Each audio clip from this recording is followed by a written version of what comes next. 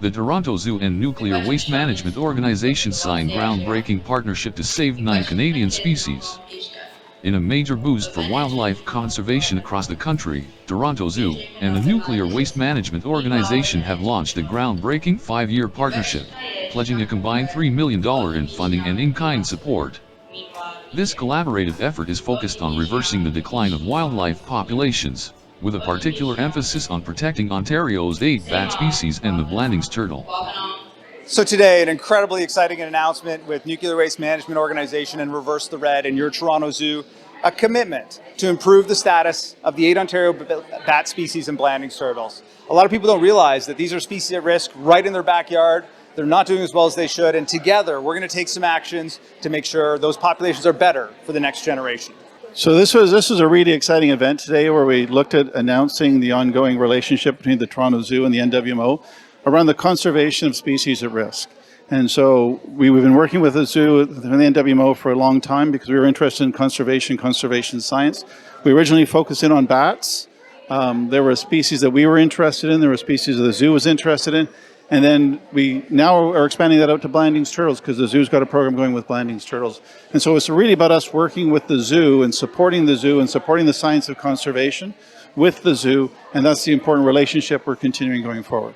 This partnership between the 3 organizations come to be? Well, this has been brewing for a long time. We've been working with Nuclear Waste Management Organization since early 2020, doing monitoring of bat species across the province because there was a core question. We weren't sure what we really didn't know. From there, partnership between the 3 organizations come to be? Well, this has been brewing for a long time. We've been working with Nuclear Waste Management Organization since early 2020, doing monitoring of bat species across the province because there was a core question. We weren't sure what we really didn't know. From there, their commitment to public education, connecting people to lesser known species, lesser known issues, shared values about a future where populations are thriving. And then recently we've connected with Reverse the Red, and we really believe fundamentally in this idea of not just species surviving, but thriving and recovering. So the 3 of us having the opportunity to work together will let us be more effective, reach bigger networks. And again, conservation is a team sport. We need more players. We need to do it together. Go ahead. Nuclear waste is usually seen as a pollutant. It seems a strange partnership to have these 2 things together. Yeah, we spend a lot of time talking about people's perceptions and what is dangerous, what is risky. And I think you could probably take a step back and look at both nuclear waste and bats as things that have a brand problem. People without a full understanding often have very strong opinions, and the education in that journey to help people realize if you have your lights on in a home in Ontario, it's connected to nuclear energy, you're part of that story, we're part of that solution. So while people may not see the impacts of climate change every day, may not even believe in it, endangered species do. And it's having a profound impact on their reproductive success. It's eroding their habitat. And our commitment to these species to making sure they have the genetic diversity in the places to live so they can have thriving populations. Because populations and connected ecosystems are critical, and you can't just pull one piece out and still have a stable food web. So our commitment to all these species, even the ones that may not be as high profile like Ontario bats, to make sure we have a thriving province for all the individuals that live here, people and the wildlife. I'll talk a little bit about what we're doing around conservation. So we work with the Toronto Zoo, and they actually come up to our sighting region, which is in northwestern Ontario, and they're investigating and researching bats there because it's an area where we don't know a lot about how bats are in that environment and in that area and how they use that territory as part of their survival and part of their contribution to that ecosystem. So we're really happy they come up and they work with us, they work with our communities, they work with the Wabigoon Lake Ojibwe Nation and others up there, and that just brings science into the area, and then we all start working together. We all start thinking about bats where we've never really thought about them before. And so bringing people together, bringing our corporation together, bringing the zoo together has this incredible energy to it. So we all start thinking about conservation in a way we haven't thought about it before. So what kind of action is going to be taken in this partnership?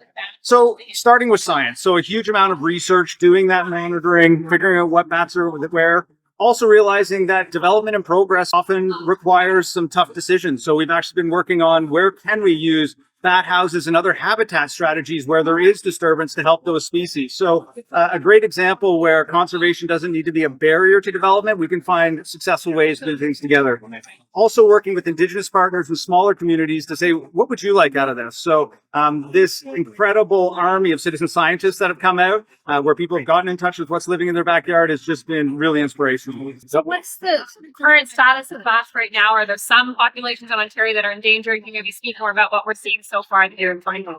Yeah, with the 8 species, they're all at the same level. But what we've seen since white nose syndrome arrived in Ontario a few decades ago is bat populations plummeting. And that's actually something that's found in caves and wild spaces. But we also know that they've been colonizers of urban spaces. They've actually found successful roosts in homes and chimneys and the rest of it. So we share space with them. So we're doing the work to say, where is white nose? How do we deal with that?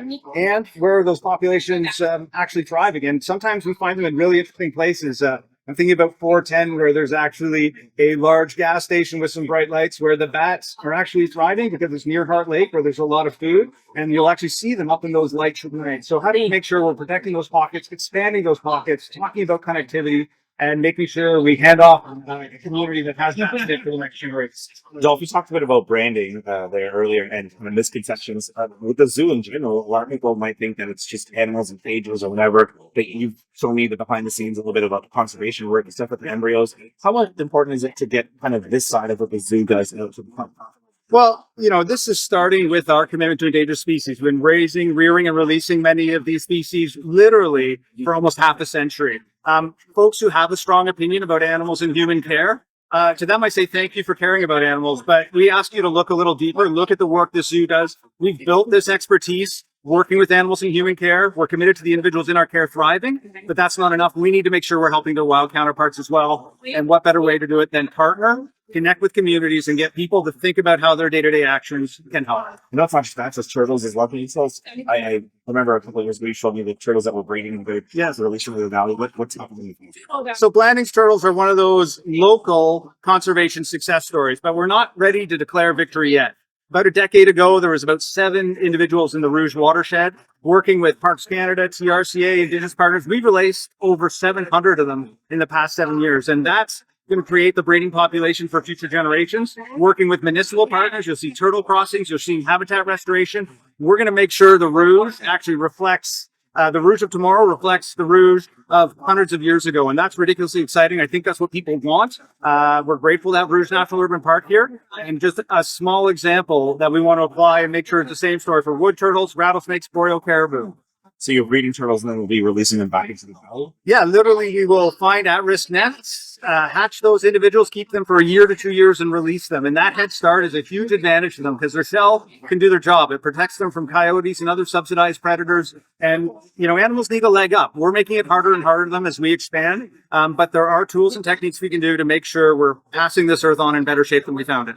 So you're releasing these turtles in June or July that you have, so they're a year or so old, sort of thing? So there's 2 cohorts. We often will, if we have more than 50 eggs, the bulk of those, any above 50 will get released in year 1. And we keep them for 2 years because they grow from timbit size essentially to donut size. And at that size, the shell really does its job, and the success rate and survival rate goes up dramatically. And we need to keep doing this for about 25 years. They don't actually reach sexual maturity and breeding age until the double digits. So we're excited. We're watching really closely, and maybe in the next few years, we're going to see these animals that were raised and reared here at your Toronto Zoo breeding in the wild, and then we are going to look forward to that party. Dolph, can you just talk about, the zoo is public asset.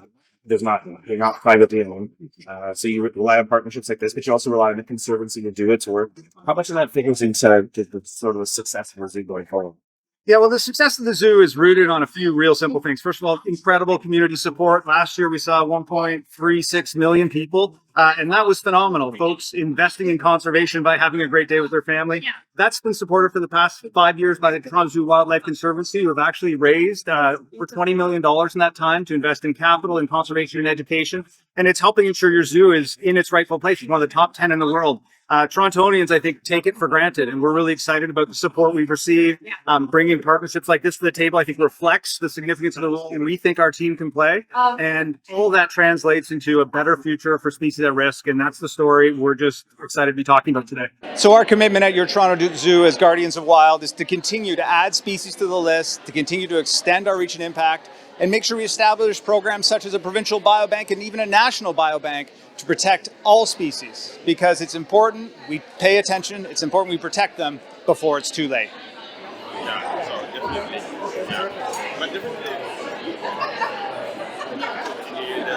10-year administration by Park Canada of the effort that have already been going on. We understand it's been 50 years. Good. Don't move. Don't move.